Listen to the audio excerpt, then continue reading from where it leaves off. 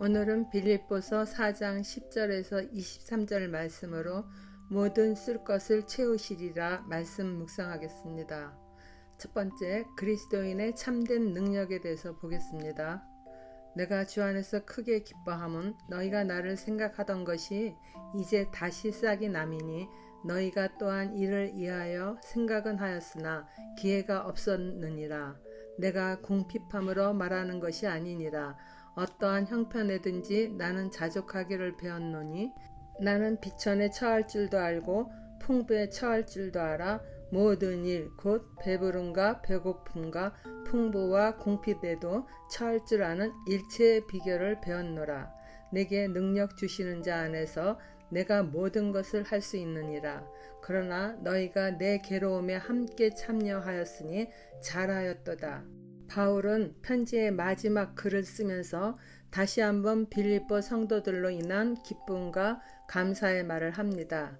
그들은 바울을 물질적으로도 여러 번 후원하였으나 한동안은 물질의 후원이 끊어져 있었다가 다시 싹이 나듯 섬기게 된 것입니다. 바울이 크게 기뻐한 것은 물질의 후원 때문에 기뻐하기보다는 한동안 단절되었던 교제가 다시 연결된 것과 성도들의 사랑의 마음이 담긴 섬김에 대하여 기뻐하는 것이었습니다.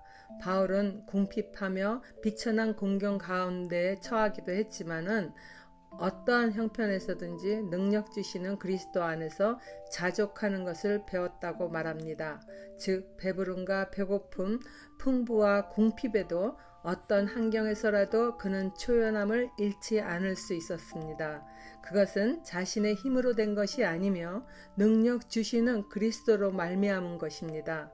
진심으로 예수 그리스도를 믿는 자들은 살아계신 하나님과 동행하는 속에서 어떠한 형편이든지 자족하며 넉넉히 이겨내는 비결을 갖게 되는 것입니다. 이것은 세상이 알지 못하는 예수 그리스도로 인한 평강입니다. 적용 질문입니다. 그리스도 예수로 인하여 자족하는 평안한 삶을 살고 있습니까? 내가 만족하고 감사하지 못하는 형편은 무엇입니까? 또 그 이유는 무엇입니까? 두 번째 단락입니다. 감사의 말과 끝 인사. 빌립보 사람들아 너희도 알거니와 복음의 시초에 내가 마게도나를 떠날 때에 주고받은 내 일에 참여한 교회가 너희 외에 아무도 없었느니라. 데살로니가에 있을 때에도 너희가 한 번뿐 아니라 두 번이나 나의 쓸 것을 보내었도다. 내가 선물을 구함이 아니요 오직 너희에게 유익하도록 풍성한 열매를 구함이라. 내게는 모든 것이 있고 또 풍부한지라. 에바브로디도 편에 너희가 준 것을 받음으로 내가 풍족하니 이는 받으실 만한 향기로운 제물이요 하나님을 기쁘시게 한 것이라.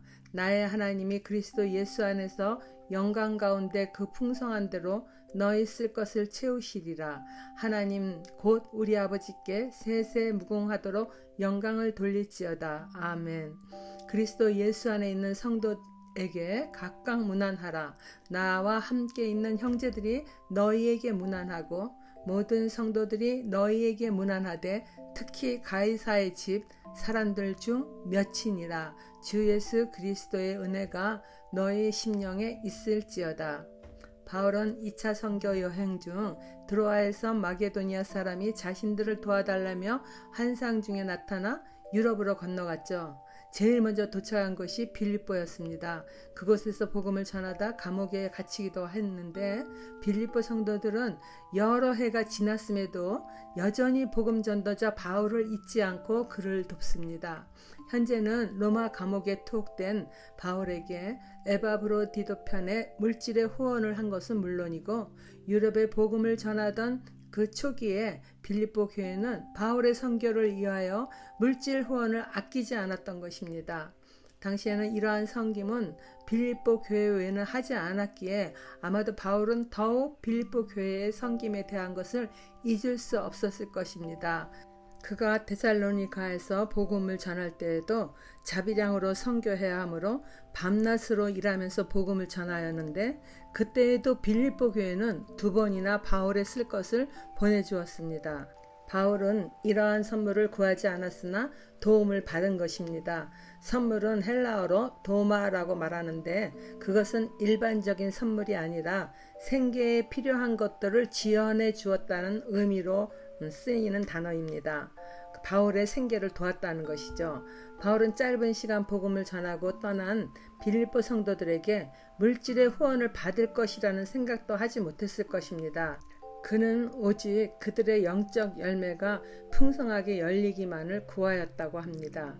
어린 신앙인들에게 생각지 못한 후원을 받게 되어 바울은 더 많은 감동과 위로를 받았을 것입니다. 이제도 바울이 감옥에 투옥되었다는 소식을 들은 빌립보 성도들은 먼 노마에까지 교회 지도자인 에바브로디도 편에 헌금을 보내주어 받게 되니 바울은 자족하는 신앙으로 풍성하였지만 그들이 보내준 물질로 더욱 풍족하게 되었다고 말합니다. 그리고 그러한 섬김에 대하여 향기로운 제물이며 하나님을 기쁘시게 한 것이라고 극찬을 아끼지 않습니다. 또한 자기의 생활의 필요를 채워준 것처럼 빌립보 성도들의 모든 삶의 필요를 하나님께서 채워주실 것을 축복하며 기도합니다. 바울은 신실하신 하나님은 빌립보 성도들을 통해 자신의 필요를 채워주셨듯이 그들의 필요를 채워주시는 분이라는 것을 믿는 확실한 믿음으로 축복을 선포하는 것입니다. 이처럼 하나님의 자녀들을 돌보시는 하나님께 모든 영광을 돌립니다. 끝으로 빌립보 교인들에게 인사하기를 그리스도 예수 안에 있는 성도들에게 안부를 전해달라고 부탁합니다. 예수 안에 진정한 생명이 있습니다. 또한 바울은 자신과 함께 있는 형제들의 문안을 전합니다. 디모데와 에바브로디도 그리고 로마의 성도들도 빌립보 성도들에게 문안하고 있는 것입니다. 당시 기독교인들이 로마로부터 많은 환난과 박해를 당하고 있으니 더욱 서로가 사랑으로 문안하며 격려의 마음을 전하는 것이죠.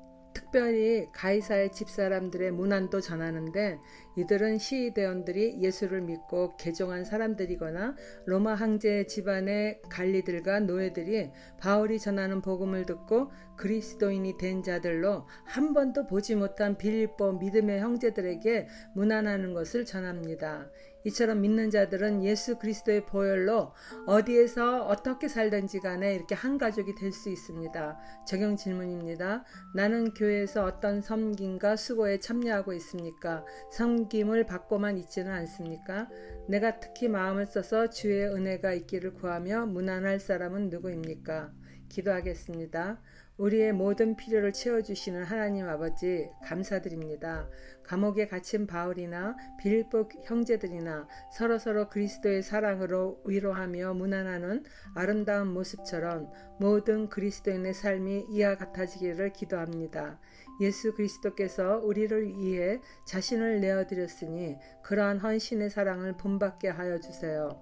자기 중심적인 삶보다 이타적인 삶을 살아갈 수 있기를 예수님 이름으로 기도드립니다. 아멘.